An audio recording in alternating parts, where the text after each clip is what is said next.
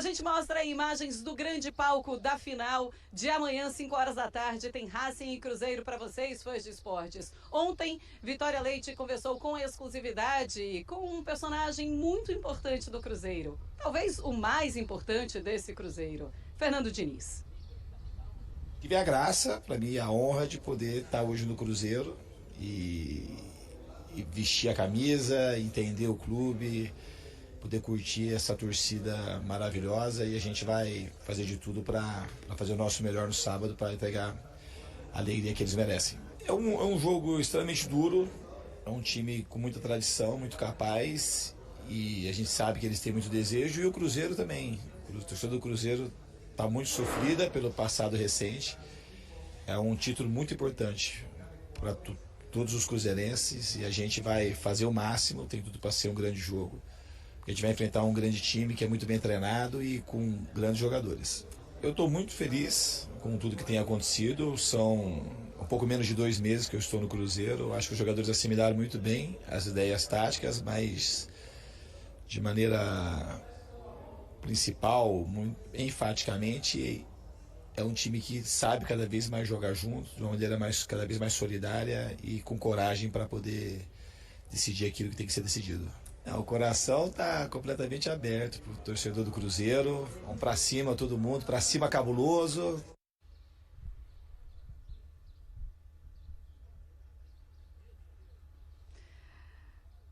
Vai ser assim, tá? Vai ser exatamente assim, pra cima cabuloso, ou pelo menos esses vão ser os gritos que o Diniz vai gritar, vai falar aqui a partir das 5 horas da tarde. Muita gente pergunta por que o Cruzeiro melhorou na partida contra o Corinthians, qual foi o ponto principal, e o Eugênio já tinha tocado, inclusive, nesse assunto. Os gritos do Diniz ali na parada técnica, inclusive, é quando o Cruzeiro diminui e faz o 2-1. Sai com a derrota, mas pelo menos não tem goleada e faz o gol dele também. Olha, fãs de esportes, número do Diniz desde a estreia dele pelo Cruzeiro, ele tem 10 jogos, com 2 vitórias apenas, 4 empates e 4 derrotas. É um aproveitamento de 33,3%, com 8 gols marcados e 12 gols sofridos. Se a gente faz uma comparação com o time do Racing, é realmente um momento muito pior do Cruzeiro em relação ao Racing, que vive um lindo momento, assim, a gente pode dizer, e por isso também os torcedores estão vindo em peso aqui para Assunção para acompanhar essa final. Os torcedores estão muito empolgados. Mas é um Diniz muito experiente, com jogadores muito experientes. A gente pode falar, inclusive, de jogadores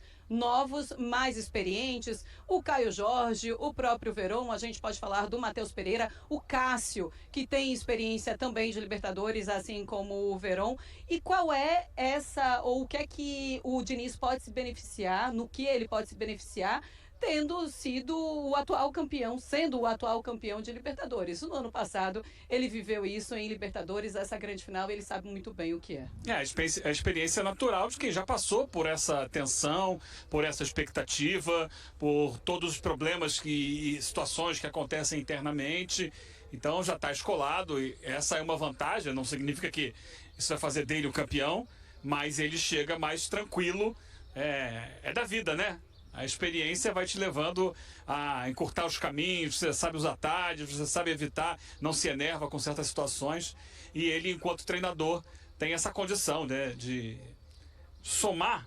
Olha só, se o Diniz for campeão, ele será o campeão da Sul-Americana, até o sábado que vem o campeão da Libertadores e o campeão da Recopa Sul-Americana, que ele ganhou com o Fluminense esse ano. Ele vai juntar durante uma semana, caso vença aqui amanhã, os 3 títulos, e será o técnico vencedor dos 3 títulos sul-americanos. Isso é algo muito interessante. Tem um detalhezinho no time do Cruzeiro, que é o seguinte: 2 jogadores argentinos que atuam no Cruzeiro defenderam a camisa do maior rival do Racing, o Independente de Avejaneda.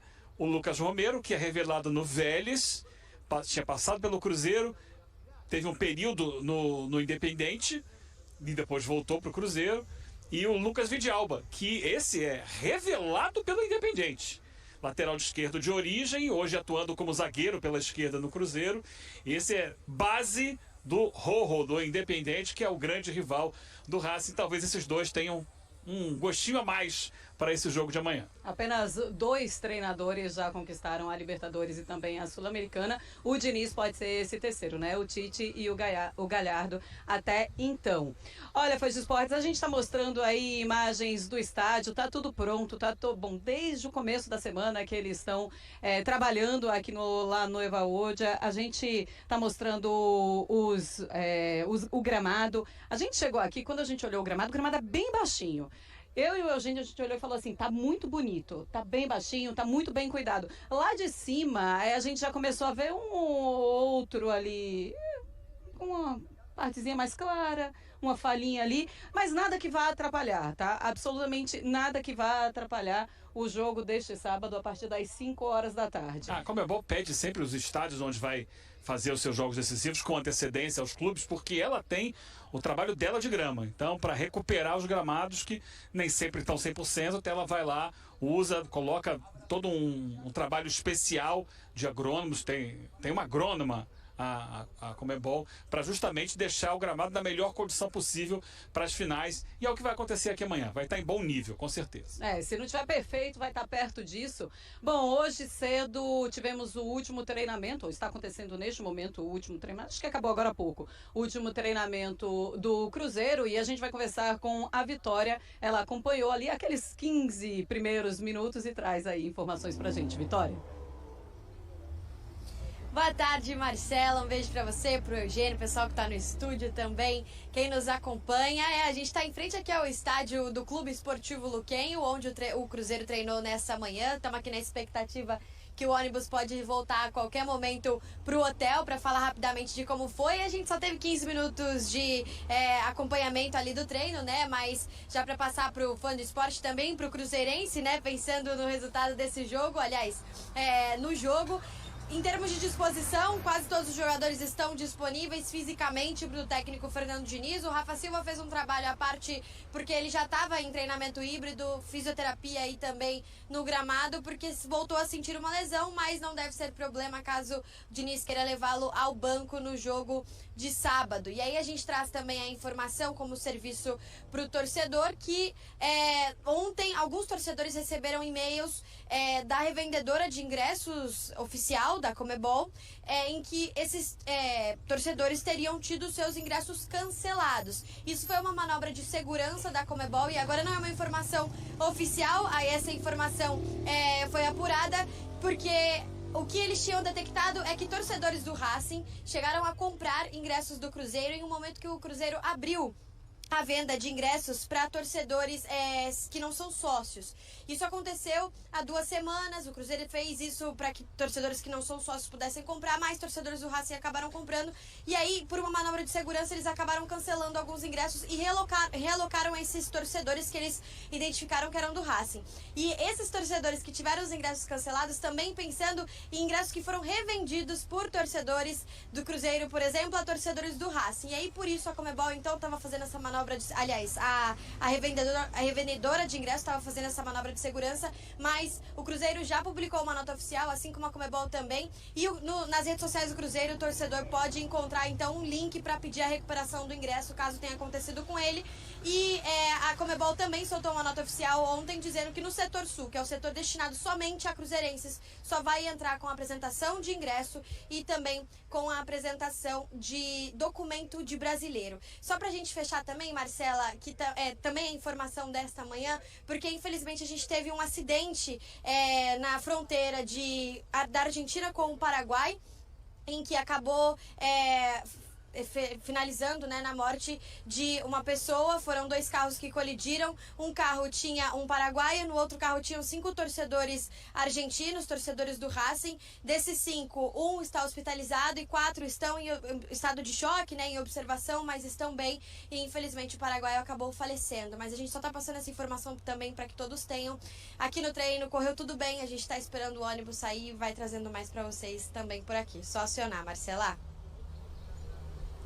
Tá certo, Vitória. Muito obrigada aí pelas informações. Realmente uma notícia muito triste, né? Dessa morte desse torcedor que estava vindo aqui para o Paraguai, para Assunção, ali na fronteira. Na chegada não foi o torcedor que morreu. Foi o Paraguai. Foi um paraguaio que estava circulando dentro do seu país. Pois é.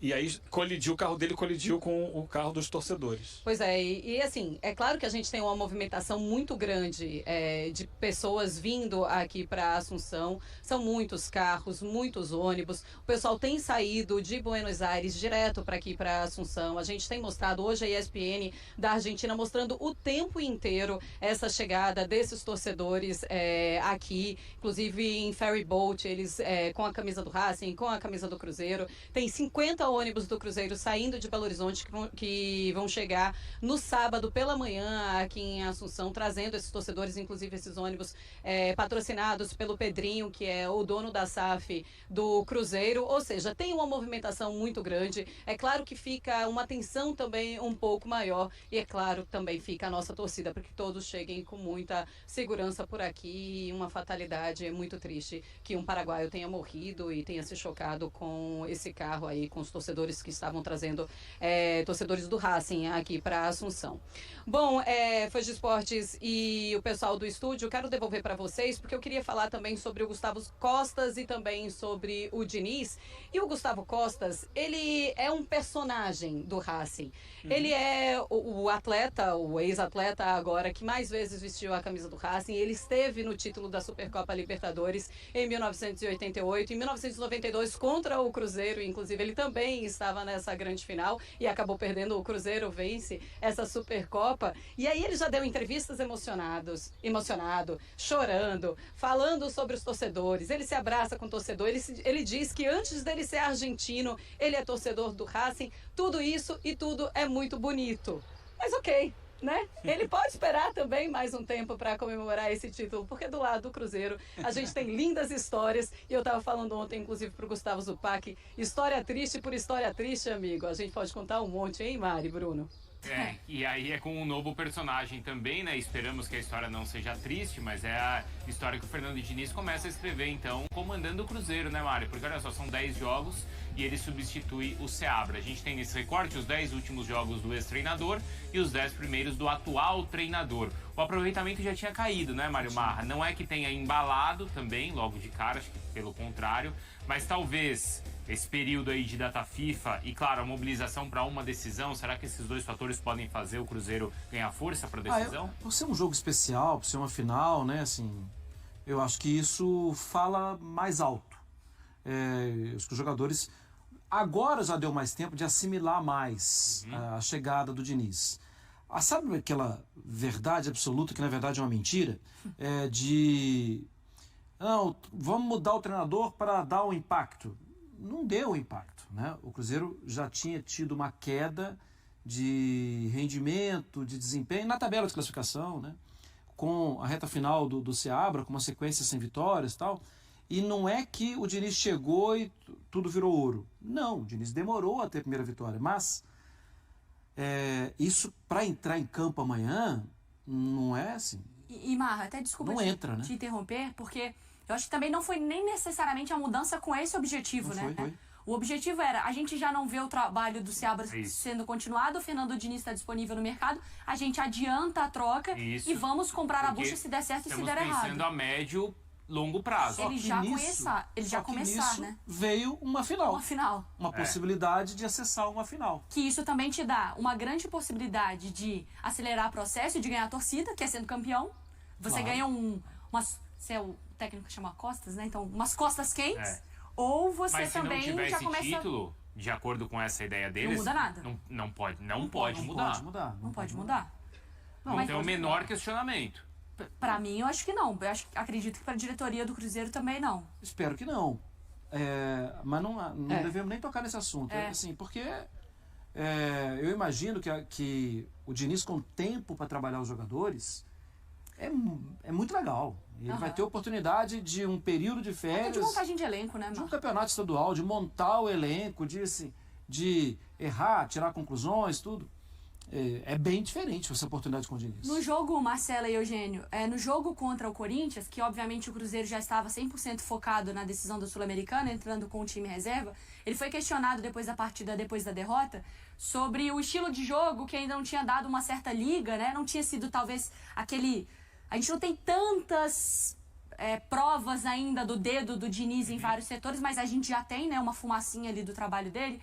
mas que se ele poderia alterar alguma coisa nessa temporada ou pro próximo jogo. Tem mais o que ele desarrumou do que o que ele arrumou, né? Vamos falar a verdade. Mas calma, aí o Fernando Diniz disse o seguinte, trocar o estilo de jogo porque perdeu um jogo contra o Criciúma tinha funcionado, o Cruzeiro tinha finalizado muitas vezes. E pra mim, é inimaginável, Marcela e Eugênio, pensar no Cruzeiro mudando o estilo de jogo para essa decisão contra o Racing, independentemente do momento do Racing, do momento do Cruzeiro e do início de trabalho do Fernando Diniz. Eu duvido, assim, duvido. É difícil. Ele falou sobre isso, né? E a cornetagem do Bruno Vicari, hein? Olha... O Bruno é assim. Rapaz. Bom, mas assim, ele respondeu sobre isso, né? E ele não gostou da pergunta. Quando perguntam pra ele, vai mudar a rota, vai mudar alguma coisa, será que ir para a grande final? E ele fala que não faz sentido. E eu não acredito que faça sentido. Mas é um jogo só. Mas assim, se você tá buscando a vitória e você tem um estilo de jogo e é com esse estilo que você busca vitórias, como é que você vai mudar para a grande final? Eu não vejo nenhum sentido. O repórter que fez a pergunta falou em recalcular a rota, mas não dá para recalcular a rota nesse momento. Talvez ele possa fazer isso virando a temporada. Ele pega o Cruzeiro numa reta final de ano com um elenco que está definido. Ele não pode trocar o elenco agora, os jogadores são esses, e ele tem que tentar fazer esse time vencer, mesmo que para isso tenha que abrir mão de algumas das suas ideias de futebol. O conceito básico está ali. Eu não acho que ele só tenha destruído, não. Eu acho que ele hoje tem um corpo de time, tem uma ideia de jogo e vem evoluindo, mas evoluindo na velocidade do futebol mesmo. Não é no estalo de dedos que você vai fazer o time incorporar todas as necessidades para chegar no mais alto nível possível. O Cruzeiro não está no mais alto nível possível, mas está numa situação que permite a ele vir para disputar o jogo, para tentar competir, para tentar fazer o melhor possível. Então hoje a gente sabe qual é a base do time do Cruzeiro. O Cruzeiro tem lá o William e o Marlon nas laterais, tem o João Marcelo e o Vidalba, repito, que era lateral esquerdo e que ganhou a posição de quarto zagueiro, tem o Romero e o Matheus Henrique certos no meio campo. O Wallace, fica sempre essa questão se vai jogar o Lucas Silva ou o Wallace, mas é mais um jogador com características parecidas, então basicamente são os três, entre aspas, volantes. Ele tem um meia que se movimenta muito, hora está na direita, hora está na esquerda, daqui a pouco aparece por dentro, que é o Matheus Pereira, que é como seria o Ganso do Fluminense. Sim. E ele atua mais com dois jogadores mais próximos da área, né? O Caio Jorge. O Verón se movimenta, hora ele está no lado do campo, quando você tem que baixar a linha de marcação, ele volta por um dos lados, para dar um pouco mais de folga para o Matheus Pereira. Então o Caio Jorge dentro da área e o Verón sendo esse cara que cai pelos lados e volta para marcar. Então o time está aí. Agora, é um time que foi redesenhado, que ele está encontrando o ritmo, a pegada, e que, repito, ele teve 6 sessões de treino desde o jogo com o Criciúma. Esquece o jogo do Corinthians. O repórter fez a pergunta depois do jogo com o Corinthians. É outro time. É um time reserva. Aquilo ali não tem nada a ver com o que está sendo trabalhado. Foi o seguinte, tem um jogo sábado, não quero perder ninguém para o sábado, não quero desgastar nenhum jogador naquela... Como está aqui agora, aliás, vocês não oraram pela gente. O calor danado lá em Itaquera, na Neoquímica, tá certo. Ele tira os jogadores, coloca o time reserva e pensa no jogo de sábado, que é o mais importante nesse momento. Depois, dependendo do que acontecer aqui, o Campeonato Brasileiro não vai valer mais nada, ou vai haver necessidade do Cruzeiro focar para tentar se garantir na Libertadores através do Brasileirão. Mas pode conseguir essa vaga aqui sábado. O Diniz, ele tem repetido também que o Cruzeiro, ele tá evoluindo. A gente não consegue ver muito nos números, ele cita muito a partida contra o Criciúma, porque foi a última partida, né, que ele venceu o jogo. Eu vou jogar pro estúdio, mas antes quero perguntar para você. Você enxerga essa evolução desse time do Diniz? E onde você enxerga? O que é que você vê, que você fala? A gente consegue ver características do Diniz nessa parte do jogo. Eu acabei de falar que ele já tem uma cara de time definida. Eu acho que as características do Diniz elas estão aparecendo em momentos do jogo. Então, contra o Flamengo, os primeiros 10, 15 minutos, a gente viu o Diniz. Tá. Era um Cruzeiro que estava marcando em cima, que procurava associação, aproximar os jogadores do lado do campo. Uma ideia que a gente sabe que é dele. Depois ele foi perdendo isso ao longo do jogo. Contra o Criciúma também foi quase o jogo inteiro isso. Foi a melhor atuação do time sob o comando do Diniz. Mas se perdeu a partir das substituições no segundo tempo. Deixou o Criciúma crescer no jogo. Então, é claro, contra o Corinthians, a gente viu depois daquela bronca que ele deu na parada lá para hidratação, o time voltar com outra pegada. O time subir, ser mais intenso, trabalhar essa bola, mas ainda que fosse o time reserva, não conseguiu manter isso no segundo tempo ao longo dos 45 minutos. Então, tem ideias, só que ainda embrionárias, né? Ainda se sedimentando, e é o tempo natural do futebol mesmo. Se vai dar certo em médio e longo prazo a gente não sabe, mas que ele está iniciando a construção de um trabalho, isso a gente consegue perceber em momentos do time no campo. Pois é, eu jogo para vocês aí no estúdio também, justamente para falar sobre essa característica do Diniz que a gente ainda não enxerga completamente nesse time, mas que ele fala que está evoluindo. Bruno, Mari, vocês conseguem ver essa evolução no time do Diniz? E a gente lembra, é um Diniz que ninguém pensa para 2025 fora do Cruzeiro, acabou de chegar. O projeto era para 2025, mas é um Diniz que foi muito pressionado até essa final. Foi muito vaiado, inclusive. A gente já viu em jogos contra o Lanús mesmo, os dois laterais virando dois zagueiros, quando ele precisou colocar o Vital. O próprio Matheus Pereira é quem faz muitas vezes a saída de bola. Então são alterações. Eu não vejo o melhor Cruzeiro que eu vi na temporada não é o do Diniz. Sim. Ainda é o do Seabra. Por mais tempo, inclusive. Por mais tempo. Mas esse processo. No jogo contra o Lanús, antes do Marra até desenhar esse time, eu até cheguei a falar, acho que foi até no Sport Center com a Marcela no pós-jogo.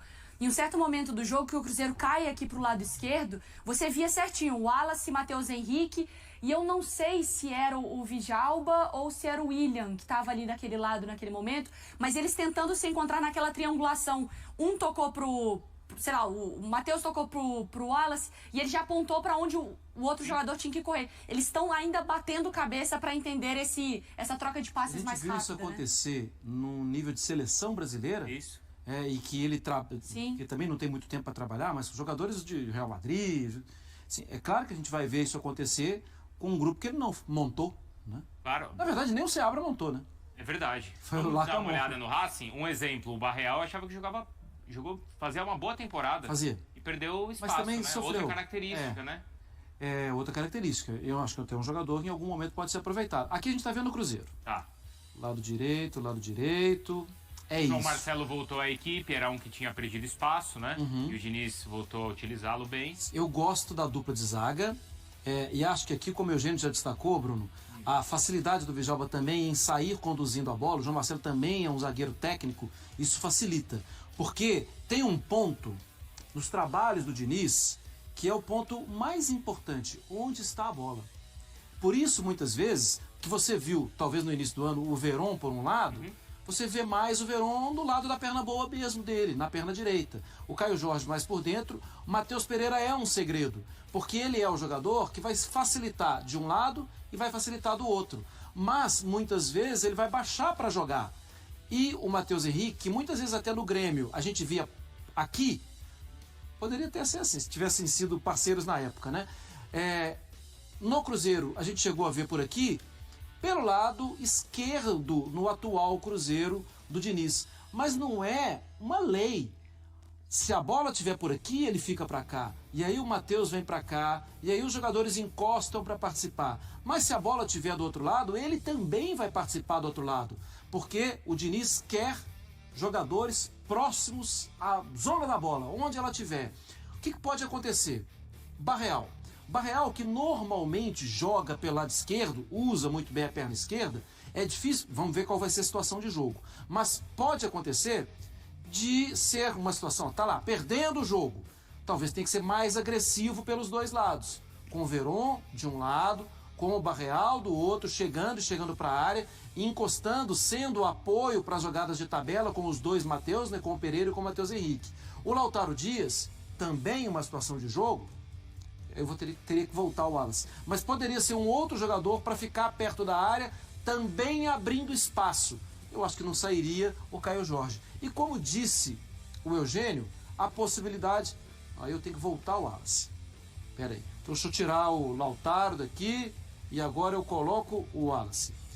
A possibilidade de ter o Wallace jogando inicialmente, a única chance é dele perder o espaço inicial para o Lucas Silva, que é força no meio-campo, que é qualidade, às vezes, numa batida de longa distância, mas que é especialmente um jogador muito identificado com o Cruzeiro. Um jogador formado no Cruzeiro, que sabe muito bem o peso que foi ser cruzeirense em tempos recentes e sabe muito bem o peso que pode ser campeão novamente. Então acho que pode ser uma outra oportunidade. Algumas críticas eu vejo, Bruno, Mariana, Eugênio, Marcelo, fã do esporte, esse jogador precisa render mais, precisa entregar um pouco mais. Conhecendo o perfil do elenco, conhecendo o trabalho do Fernando Diniz, não é por falta de vontade. Não é porque esse cara, o Matheus podia correr um pouco mais. Não é correr. Querer todos eles querem, e querem muito. É que é preciso entender que teve uma mudança de comando, que não é uma mudança de comando comum. O jeito de trabalhar do Diniz exige muita concentração, muita dedicação de todos os jogadores. Sim. E às vezes você pode ter um momento ali de falta de concentração e fica parecendo que o jogador não está interessado. Isso não é uma realidade no elenco do Cruzeiro. Enquanto o Mário Marra fala sobre o momento do Cruzeiro, a gente vê imagens dos jogadores saindo no ônibus do Cruzeiro, né? Depois do treinamento, a Vitória Leite, que estava lá acompanhando os 15 minutinhos que foram permitidos, o pessoal depois fez a parte do treinamento fechado, e esse é o ônibus do Cruzeiro saindo então em Assunção para retornar pro hotel, agora para esse período de mais conversa, de mais concentração e de mais foco.